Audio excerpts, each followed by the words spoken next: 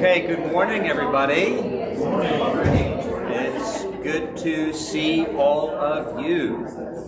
And hello to everybody online. We greet you in the name of the Lord, and we're so happy that you can join us here today.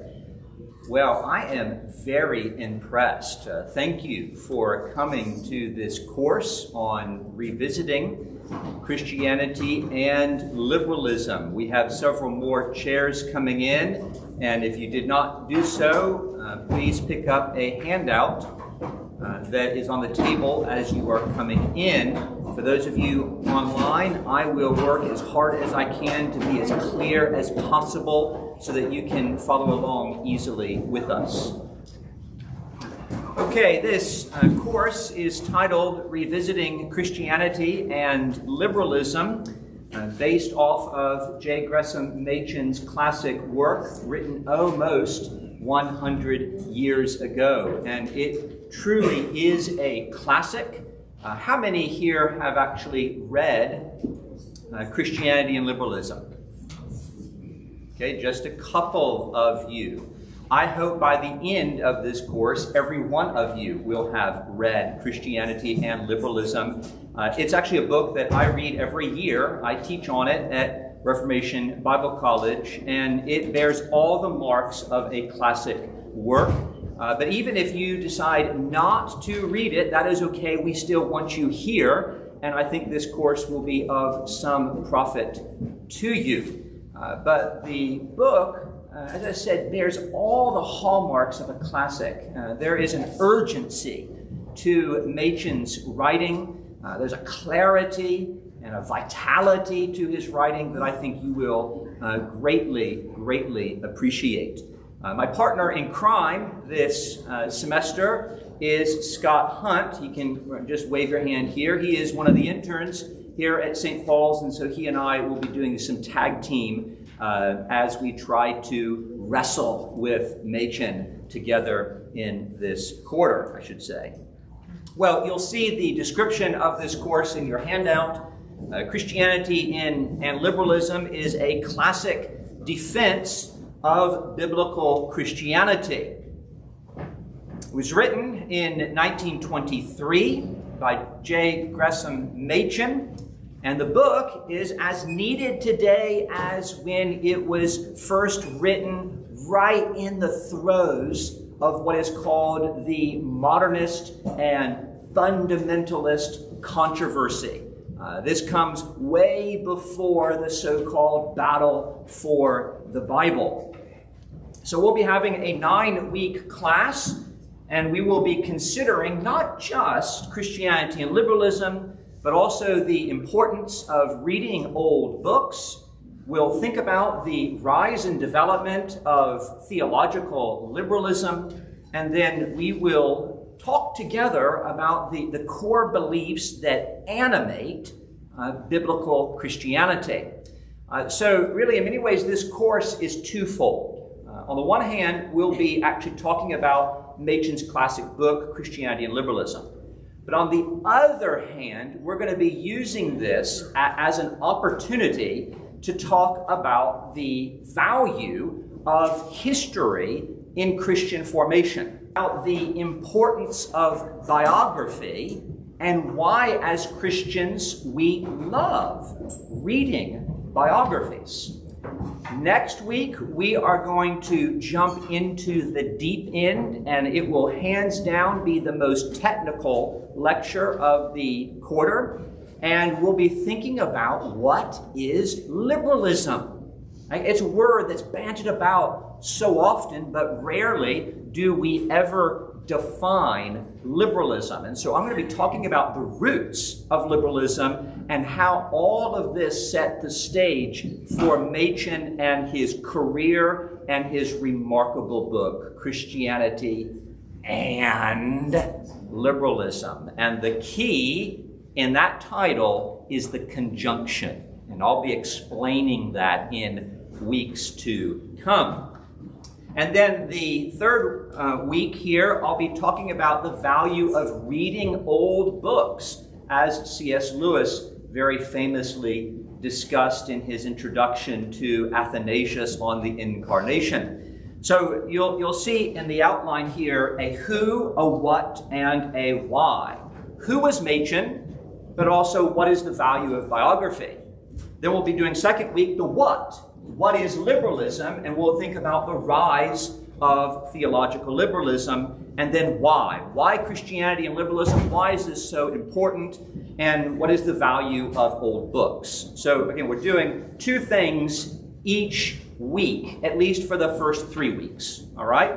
So the first 3 weeks is all introduction. This is going to be a really big front porch, right? All of you all are on my front porch here, and we're having a conversation together. And then starting really with week 3 and then going into the rest of the semester, we're going to take a chapter a week and we'll walk through the book. The guts of the book will be tackled by Scott, and then at the end of the course for chapters 6 and 7, I'll step back in. I'm going to wrap up our consideration by thinking about Machen on the doctrine of salvation, as well as a topic near and dear to my heart, Machen on the church. Okay? You all tracking with me? You clear? I'm filibustering as well because all of these people are still coming in. So you have to really, ministers and then especially also historians have the gift of gab. And so I'm trying to fill up a little bit of time here as people are still coming in here. Okay, so now that a couple of other folks have joined us, again, let's see a show of hands. Who have read Machen? Has anybody read anything by Machen besides Christianity and Liberalism here, or Christianity and Liberalism? Yeah? Yes? Anything? Just shout out. Anything that's been helpful. Just sermons and essays, not full books. Okay, sermons and essays. Yes. I do believe one of the best ways into any individual is reading short essays and sermons. You don't have to actually read an entire book to benefit from a person's writing. And actually, as we go on and through this course, I'll be introducing some essays and sermons there. So that's his essay on walking. Back of my copy of Christianity and Liberalism. Yes, an essay on walking. Yeah. Yes, he has a great, I think it may be the same one. There was also a very famous essay he did on his love for mountain climbing as well. And he loved the Alps in particular. Yeah, it's very good. Okay, well, let's just talk a little bit more broadly then about the importance of biography. Who loves biography here? Oh, nice. What have been some favorite biographies? My grandfather's son. My grandfather's son, okay, by? Clarence Thomas. Yes, Clarence Thomas. Very good. Very, very good. All right, other biographies. Here I Stand, Roland Martin. Oh, Baton. Martin. Yeah, Martin Luther. Martin Luther. Yeah, one of the absolute classic biographies. Yes, I heard something else? Elizabeth Elliot. Elizabeth Elliot. Yes, indeed. Yes, Through Gates of Splendor. Yeah. Fish out of water. A Fish Out of Water, which is? Eric Metaxas. Eric Metaxas, yes, okay, very, very good. Yeah, very clear, popular writer. Yeah, good. Hiding Place, according to Hiding Place. Oh, I love that. Yeah, well done. Yeah, excellent. Okay. Might be a secular book. I just listened through Truman, but you kind of get an idea too of how he made decisions and morals. And there's a lot of interesting. Yeah. He was a lukewarm Christian, I would say. Yeah, I actually early this year I listened to an audible McCullough 1776, and he's just a fantastic storyteller. And yeah, absolutely, secular books are just fine here in many ways. We can learn a lot from them. Yeah, very good. Anybody else have any favorite biographies? Well, what I want to do is talk to you a little bit about the discipline of biography writing, right? And your eyes are going to glaze over, right? This is, you're going to think this is dull as dishwater here. This is dry as dirt. But it's actually important for us as Christians to critically engage what we read, right? You can't actually take things at face value. We have to be intelligent disciples as we engage the books and ideas that shape us. And so I actually want to think with you a little bit about biography writing and why not all biographies are actually created equal, and actually different biographies have different aims, and you actually need to know what's going on when you pick up a biography so that you can benefit from it and you know how to actually read it and engage it. I actually hope that will be somewhat useful for you here.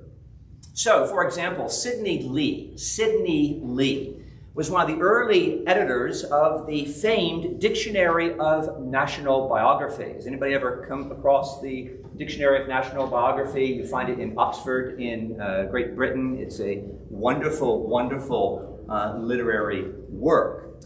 Sidney Lee was one of the early editors of the Dictionary of National Biography, and he described our fascination with the life stories of others. And he says this, quote, "Biography exists to satisfy a natural instinct in us."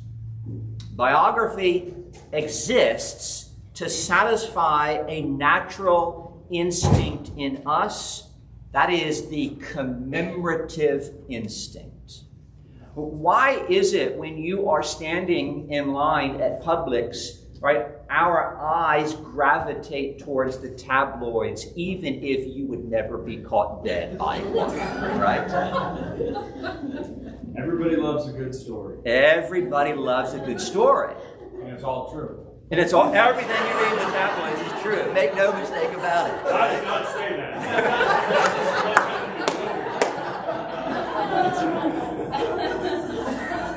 Well, it's also why you love to read the obituaries, right? They used to be, maybe it's not done as much anymore, but when people actually used to get papers, people actually enjoyed reading the obituaries, right? We have this fascination with the lives of others, especially when they die.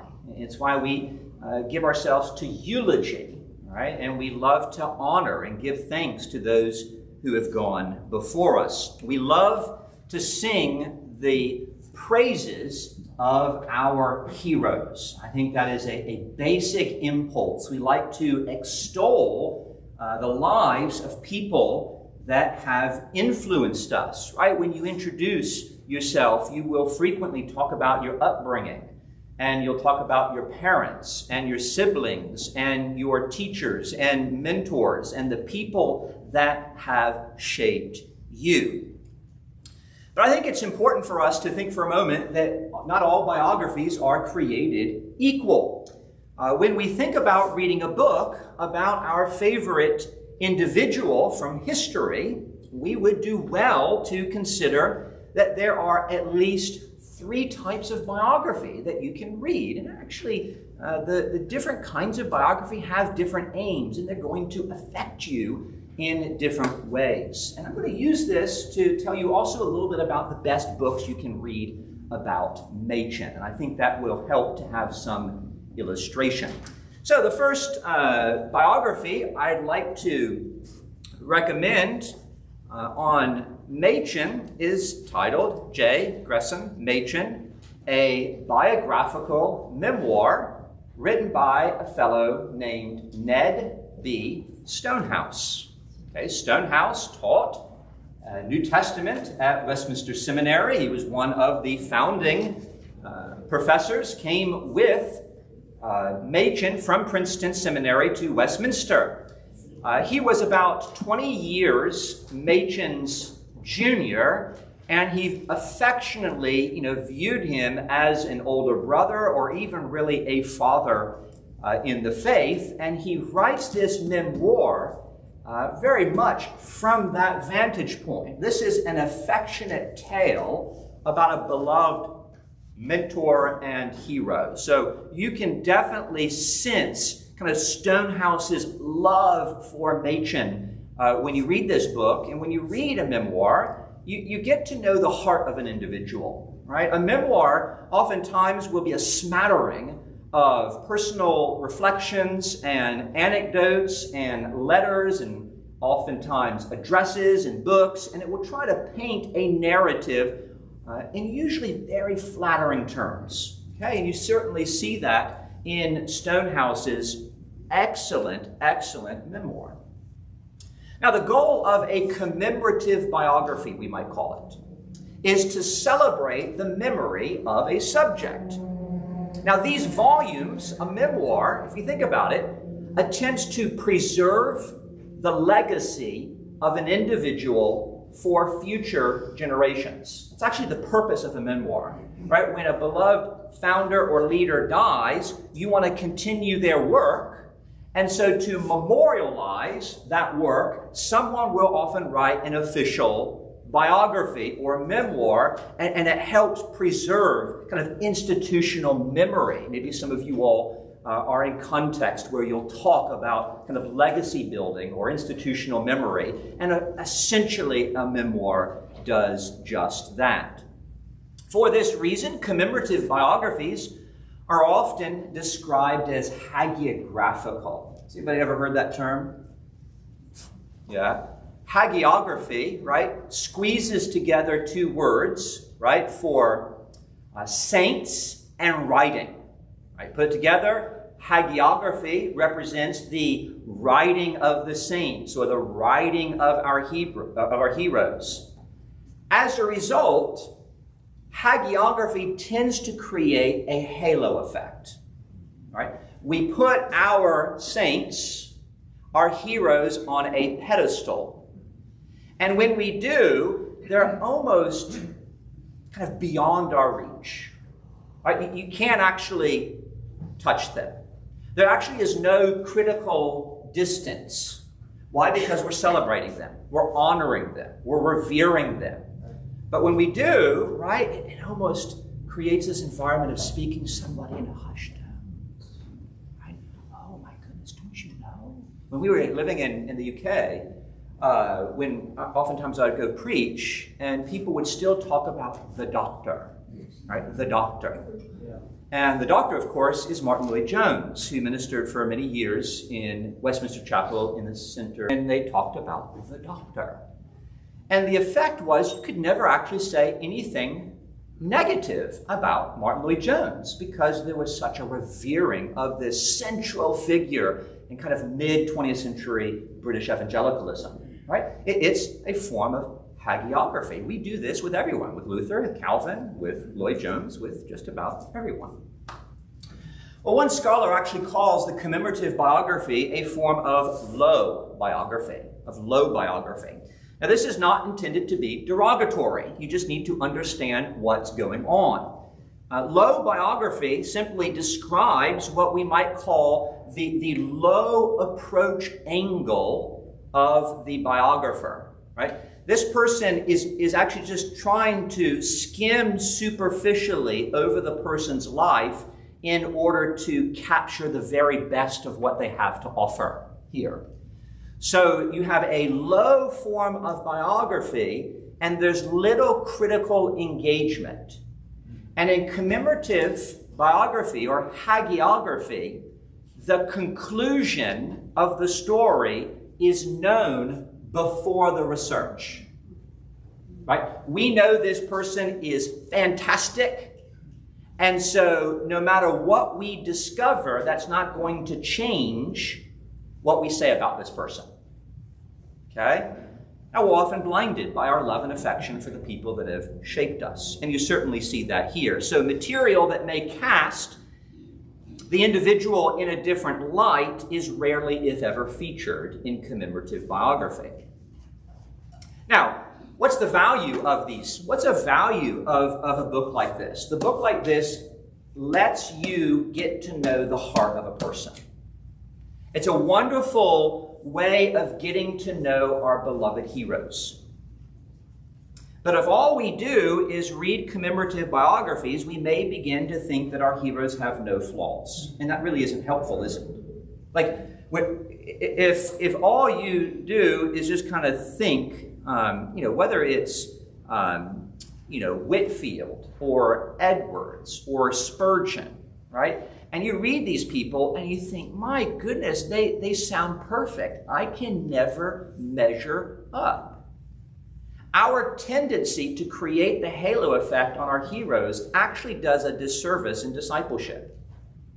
And then we tend not to want to learn from our heroes because we think we can never be like them, forgetting that most of history is the result of the faithful efforts of forgotten people, not the extraordinary measures of our heroes. Right? Those moments are few and far between. So I think it's important that we recognize that our heroes have feet of clay. And I think that actually can encourage each of you as you go on in your own Christian development. Now, commemorative biographies, I mean, I could go on and on and on as to why they arose. They are especially important for Protestants and evangelicals and then nonconformists, right? Because Protestants have always operated on the margins. They've often been kicked out of the halls of power of churches and states and universities, right? They've always operated on the margins. And so their followers have always felt the need to justify their heroes and movements. And so they write commemorative volumes to kind of say, this is why we exist. And so you can look at, Beza on Calvin. You can think of Cotton Mather on the Pilgrims in New England. You can think of J.C. Ryle on the English Reformers. Right? You can go on and on and on. You can think of Elizabeth Elliot on her husband. You can think of John Pollock on Billy Graham. You can think of Timothy Smith on John Stott. You can think of Ian Murray on Martin Lloyd-Jones. You can think of Dr. Nichols on Steve Nichols on R.C. Sproul. Right? There is a history of these kind of biographies. They're often authorized accounts written by close associates, insiders, observer participants, and even family members. That I think here, none of that is to say anything wrong. Okay, I'm not necessarily criticizing. I'm just saying this is what you can expect. Almost anything you find from the banner of truth, and these are some of my dearest friends on planet Earth. Okay, they are almost always commemorative biographies that you find there. Any questions on commemorative biography as a kind of literary genre here? You tracking with me? Okay, all right, very good. All right, the next is what we call the popular biography. These are the middle biographies. Two outstanding examples are actually written by two friends, both of whom studied at Westminster Seminary under the leading Machen scholar in the world, Darrell Hart.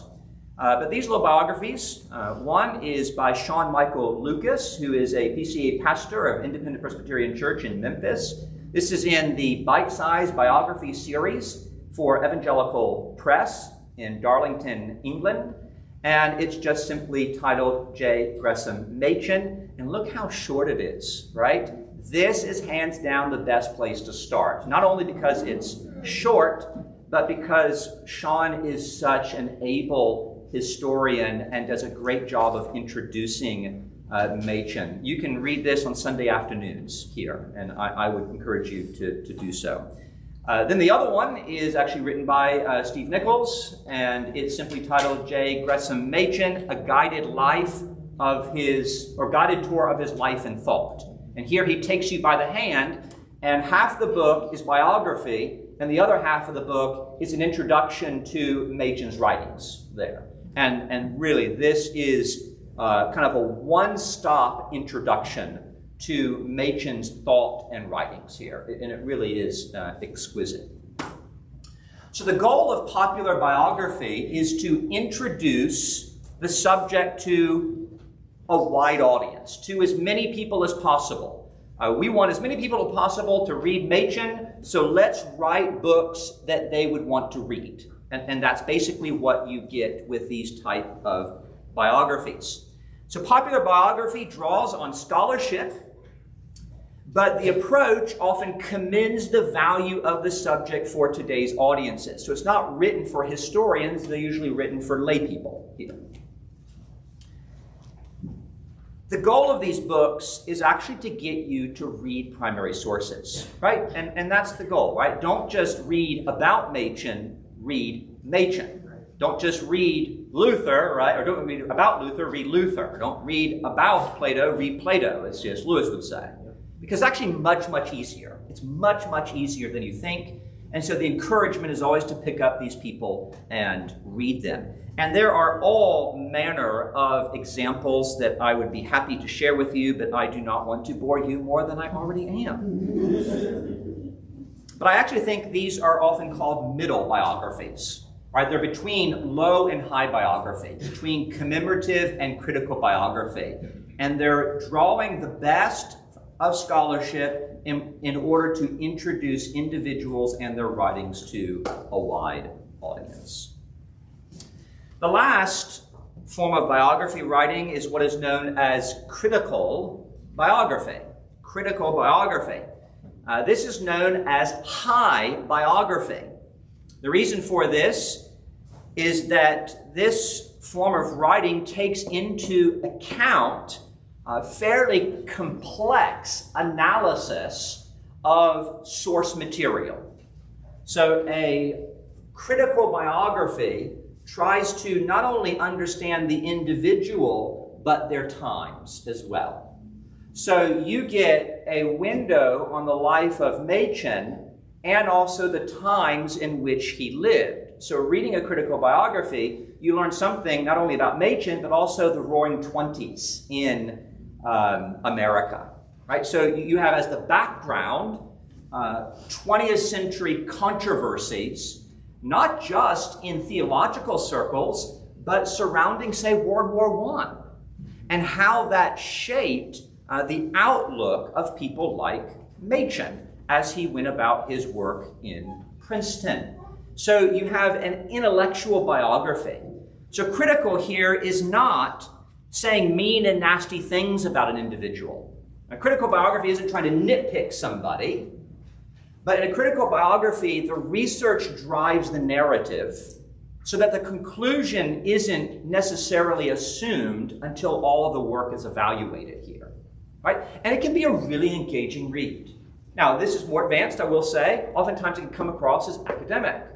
And yet, right, I would say this, if a commemorative biography allows you to get to know the heart of somebody, and a popular biography helps you get to know the mind of somebody, a critical biography allows you to get to know the times or the context of somebody. And that's really the difference of the three. And depending on your interests, it might determine what kind of books that you will ultimately read. All right, any questions about biographies and about why we read what we read here? I know it's way too much. I could go, trust me, I could go a lot more, but I won't. Yeah. Is there a danger in regards to the critical view of history? Because in recent times, it seems like we veer more towards the critical rather than the commemorative. Yeah. I don't. So the question for online is there a danger for focusing too much on the critical? I'd actually say there's a danger in not focusing on it.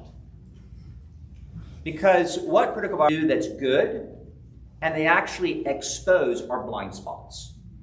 And it's not necessarily doing it to prejudice a person one way or the other. It's in the interest of understanding, of explaining the internal rationale of why a person does something at a particular time, in a particular way, in a particular moment.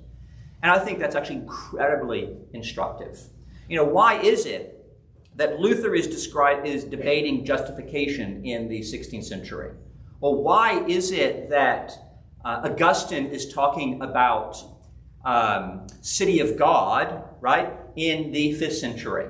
Why is Athanasius debating, the person and work of Christ? There are actually contextual reasons that are as instructive to us as the doctrinal formulations themselves, right? So critical biographies actually just help expose blind spots. And if we're not aware of that, we can often be guilty of repeating those same kind of errors. So I actually think our aversion to critical analysis as evangelicals says something about us, and I think that we need to correct it. And so I'm actually an advocate of these sort of things here. on that note. I didn't actually mention this, I just referenced it. Darrell Hart, I'm not a fan of everything that Darrell writes, okay, by any stretch of the imagination, but this is one of the finest examples of intellectual biography I know in the past 30 or 40 years. It is an exquisite biography. Some of you may have come across George Marsden on Jonathan Edwards, and you'd find something very, very similar there. Yes, sir? I think I agree with you in regards to what you just said. What I was trying to get at is, I think, and C.S. Lewis said, you can have a chronological snobbery. Right. So I think sometimes, because we're where we are, we conclude that because we think a certain way, we automatically conclude, okay, well, they lived 500 years ago. You know, they didn't know as much as we did, so we just outright dismiss their context and what they were going through, and because they don't agree with us on certain things, that's what I meant. Yeah, is there sure, a danger? sure. How do you balance? Oh, right, okay, right. The issue is about kind of chronological snobbery and how we don't kind of develop a critical mindset where we think, well, we're in the know, you know, and everyone else before us, they're a bunch of country bumpkins, and we have nothing to learn from, okay? I think actually one way we do that is to read broadly, and actually we'll talk about Lewis and chronological snobbery in week 3. We're gonna come back to what does that actually mean, and how can we develop good reading habits on that front. Yeah, okay? Good. All right, so enough talk about books and book writing and biography. Let's talk a little bit about Machen. And why I think he's important. Machen is just simply a fascinating individual. He is a remarkable person, and maybe the most important Presbyterian of the 20th century in America. And I don't think that's overstating things at all. One thing you'll find, historians don't like kind of overstatement and hyperbole, usually. All right, and I typically don't. I tend to try to be as modest as I can on making assessments, but I think it is true that Machen is probably the most important Presbyterian in the 20th century in America, at least in America. Machen, as you even see with looking at some of the titles on your handout, was an accomplished author. He was a scholar who wrote for the Guild, but due to circumstances, he ended up very much writing for the church. And so you can think of academics who are in the academy and write for the academy. You can think of pastors who write in the church and for the church. And then you can think of scholars who are in the academy but write for the church. And that's very much what Machen is trying to do. He's trying to draw from his studies in the academy and the Guild of New Testament in particular, and then he's trying to actually serve the church at a critical moment in its history as it's wrestling with the very nature of what it means to be Christian. And his argument's going to cast a long shadow over the next 100 years, and that's one reason why we're talking about him today. Well, just a couple of tidbits about him. He testified before Congress against the establishment of the Department of Education. He was a fierce libertarian and did not like governmental overreach. William Bryan Jennings actually asked Machen to go before the Supreme Court to be a key witness in the Scopes trial. However, Machen denied the request. He served in the YMCA and was in the theater of war during World War I, where he ran a canteen for French and American troops. He would actually disseminate his own books, and he would preach the gospel. It was his part of assisting and aiding and being a part of the war. He was a prolific mountain biker and mountain climber.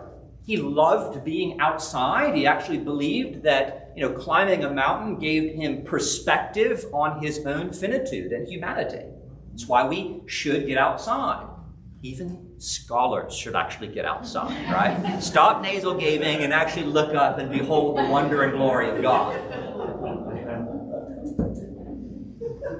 He would write editorials for the New York Times, op-eds there. Again, how many New Testament professors do you know have that kind of interest in public theology?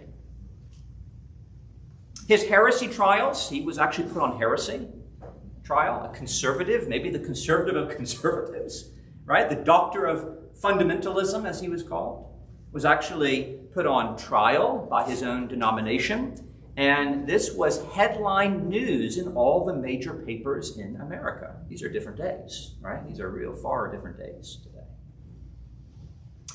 Machen disliked planes. He could not stand all the noise. Now, perhaps that's because maybe of what he associated planes and his time in war. I don't know, that's conjecture.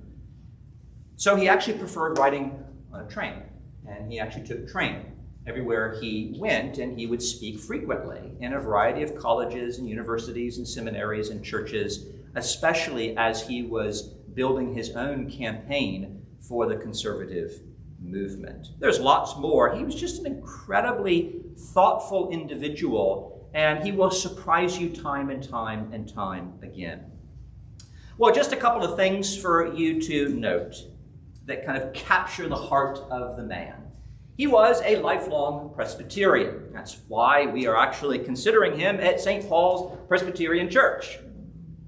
He was born on July 28th, 1881, about 20 years after the Civil War. That will actually very much shape him as an individual who was rooted in a Southern mentality. He very much had a heritage of Southern Presbyterianism. He grew up in Baltimore, in Maryland, in an aristocratic home. So his father was a prominent Harvard-trained attorney.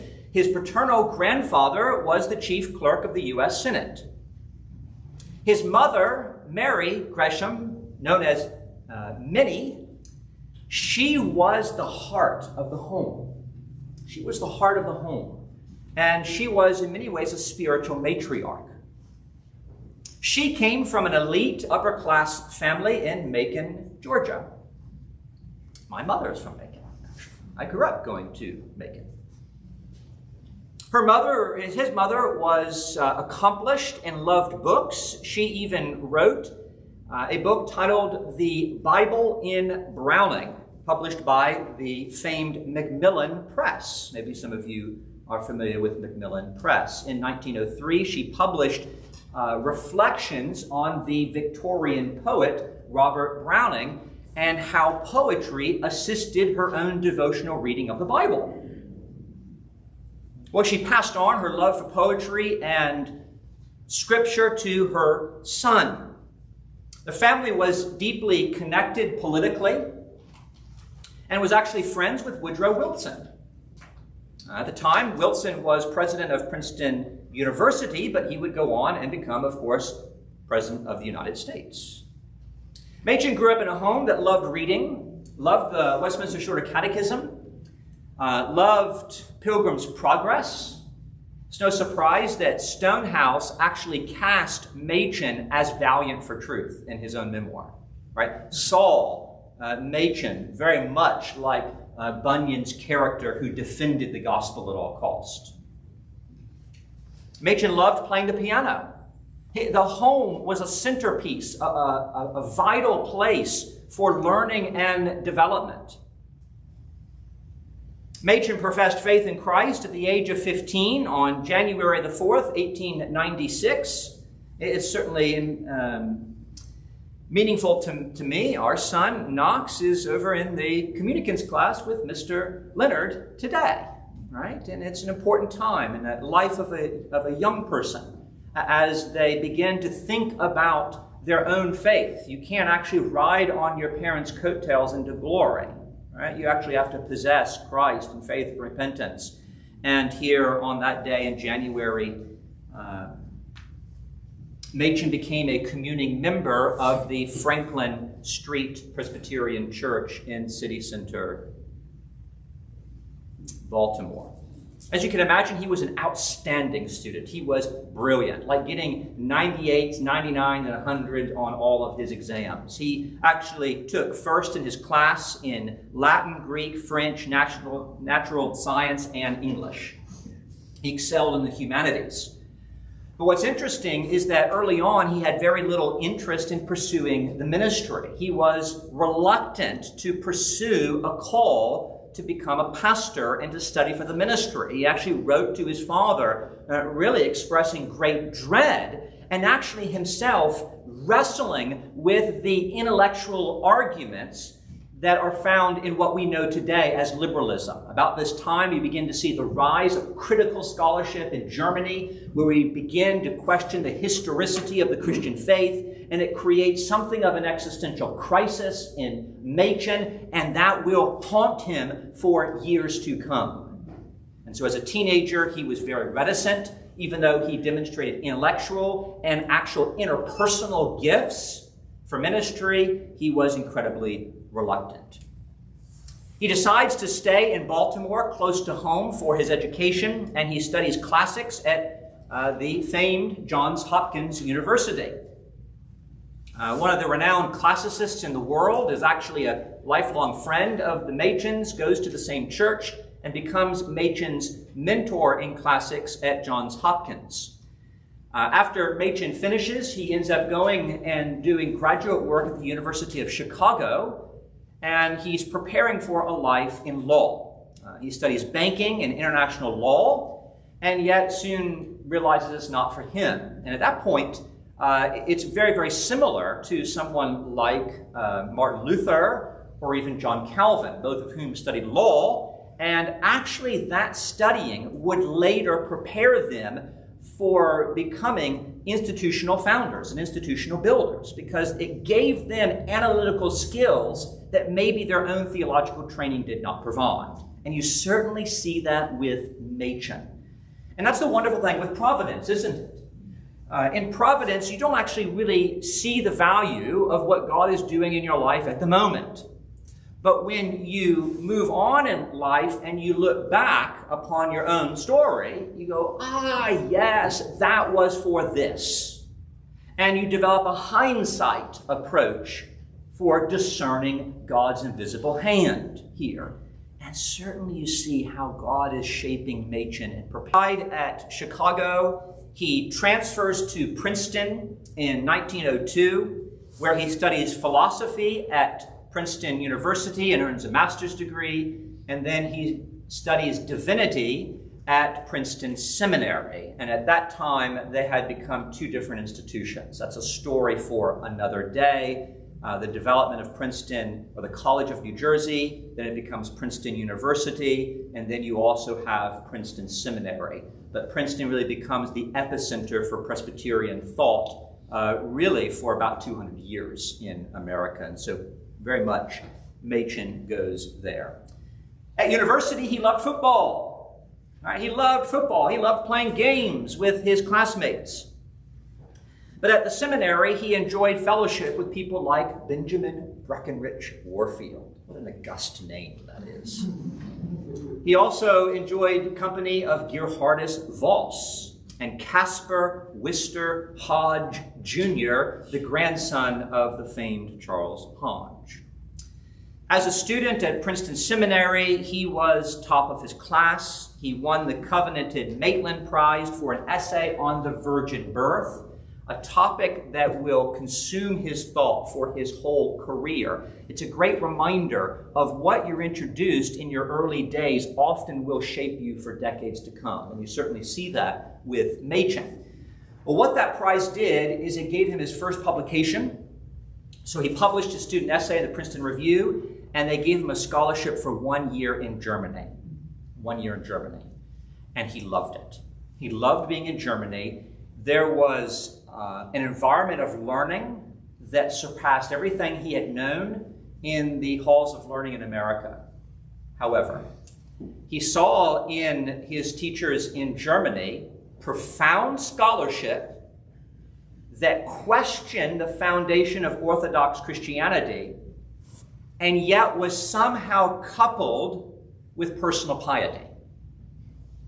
his teachers in Germany were incredibly godly individuals. And it blew his mind away, because he had assumed if you're a liberal, you are a mean, nasty, Jesus-hating curmudgeon. Okay? And he actually found the opposite to be true. He found people that questioned the historical validity of the Bible and who somehow professed to love Jesus. And that was incongruous, but it created tension that he could not resolve. And so he begins to write to his mother. And actually, it's his mother who actually grounds Machen, and who very much, in one sense, rescues her son from the grip of unbelief and modernity. It's a remarkable thing. You can actually find some of the correspondence in Stonehouse's memoir between Machen and his mother, and they are incredibly moving. And I hope every mother in here is encouraged, right? We certainly need godly mothers who love Scripture, who love their children, and who take the time to even go toe-to-toe with their intellectual children, right? And who invest in them, and who hold their feet to the fire, as it were. Well, that was 1 year in Germany, and his mentor at Princeton Seminary in 1906 realized that this was a formative time in young Machen's life, and so he didn't want to give up on Machen, and so gave him a 1-year lectureship, apprenticeship, where he could really continue to tutor Machen, give him an opportunity to teach, and also help evaluate gifts. It's not exactly the same thing, but praise God that as a church, we're committed to creating a laboratory for interns. Thank you, Scott. We love you, okay? And it's an important part of actually investing in the next generation. How many of us, right, owe our first jobs perhaps to a mentor, right? And Machen had somebody who wasn't put off by his questions, but who embraced him, gave him an opportunity, poured into him, and as a result, Machen actually ended up staying at Princeton from 1906 to 1929.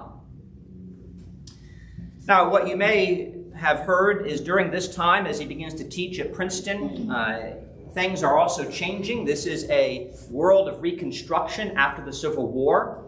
Machen is a Southerner.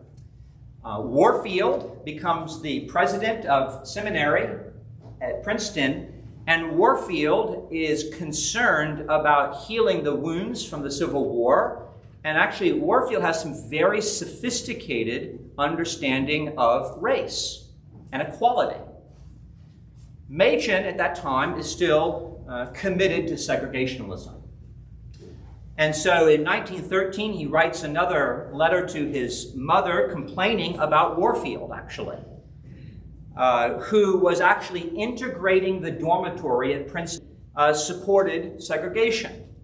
And I mention that only in passing here, but it's a good reminder, once again, that our heroes sin.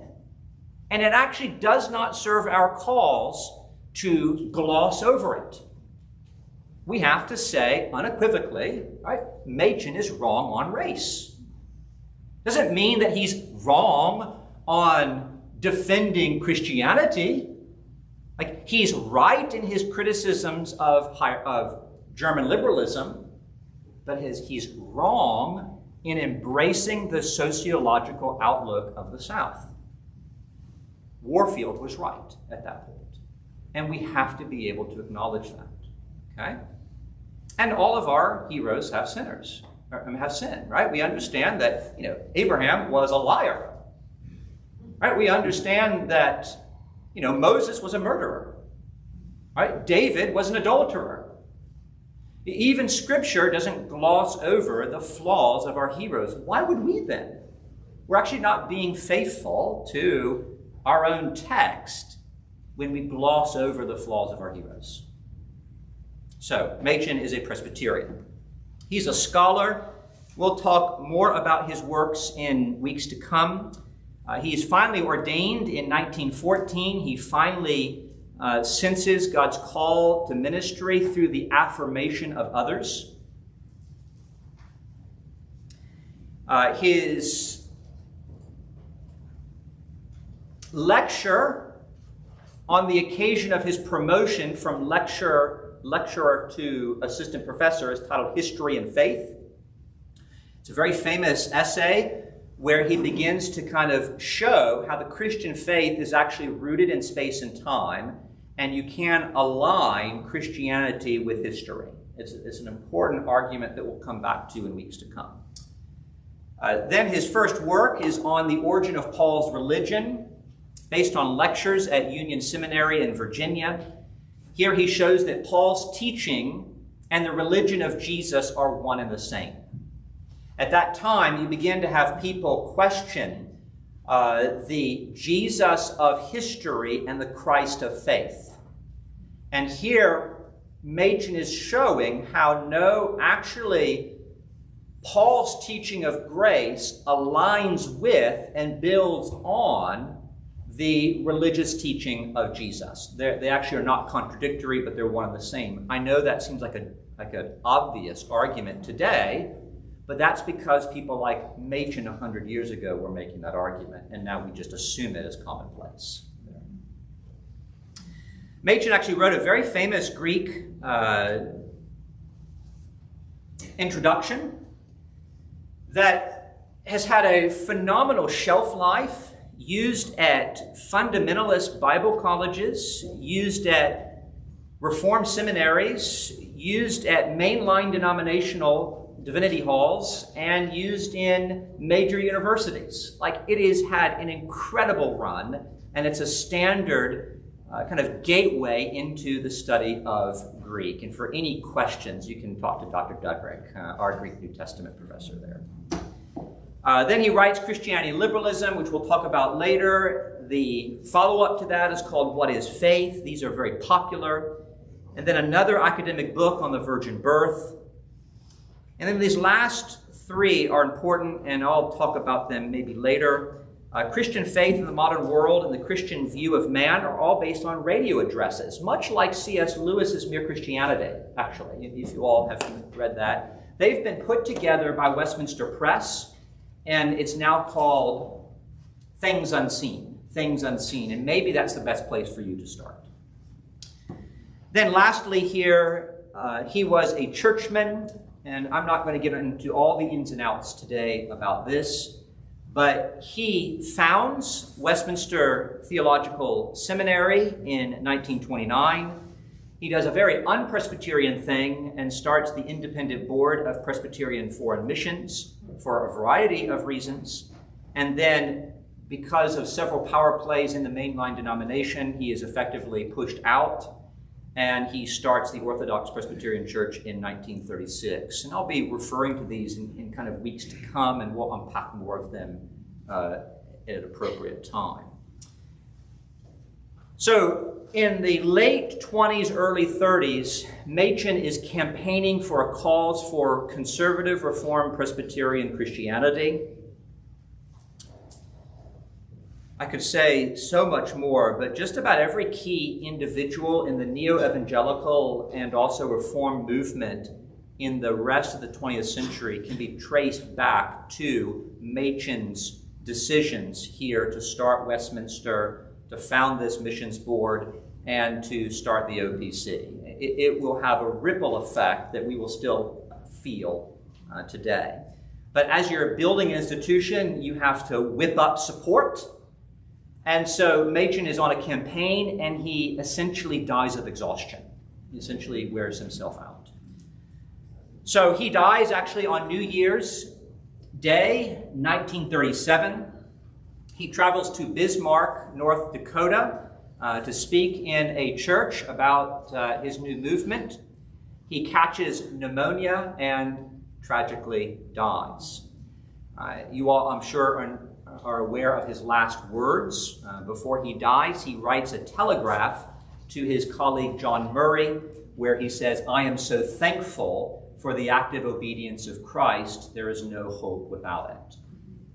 In the active obedience of Christ, we understand that Christ procures a righteousness that we do not possess, so that we can stand before God without condemnation.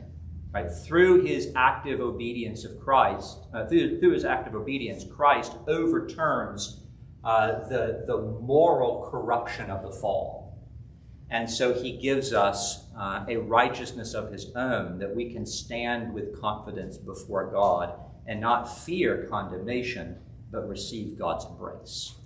So Machen does so very much. If you're interested in Machen on the active obedience of Christ, Stonehouse put together a collection of sermons in the book that I've listed, God Transcendent, and you can read one of Machen's last sermons on the active obedience of Christ, where he'll tease out some of those themes. Okay, just a couple of more minutes. I'm happy to field any questions here at this point. Yes, sir. Back to the topic of types of biography. What the type of biography that's, for lack of a better term, like a hit piece, where someone's being critical but criticizing, where does that fit into this? Yeah, it's a great. So, what is the what's the category of a hit piece biography? Not a popular seller, but a biography that seeks to tarnish the reputation of an individual. I actually think you could find evidences of all three types. You can have the antithesis of a commemorative biography that it is just ripping, apart somebody's reputation. Then you can have, popular kind of myth-busting books written at that kind of middle-brow level. And then you can have certainly very, very scholarly works that do the same. I think you could probably find low, middle, and high for all of them. A lot of that just talks more or less about the rationale of the writer than anything. Yeah, but certainly beware. I think that's very wise. Not all biographies are written with good motives, perhaps, and it's good to be aware of that. No, that's really helpful. Thanks. Yes, sir.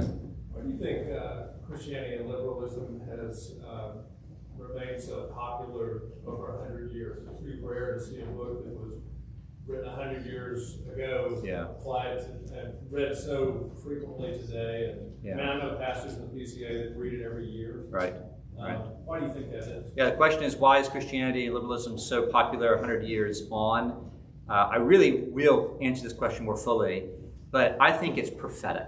I think it is absolutely prophetic, and he writes with an urgency and clarity that is timeless. So when you read it, and I hope you read it, you're going to think, man, did this guy write, just a few years ago? He tends to transcend the cultural moment, and he's write with just such moral clarity that he defines the issues between Christianity and liberalism. I actually, yesterday, tried on two of my children to actually summarize the thesis of Christianity and liberalism. And my answer you're going to have to come back for. Okay? But I think it is such a clear thesis that even your children can understand it. And I think for that reason we continue to come back again and again and again. So I hope you will read it. So this week is introduction. Next week is introduction. So we're introducing Machen.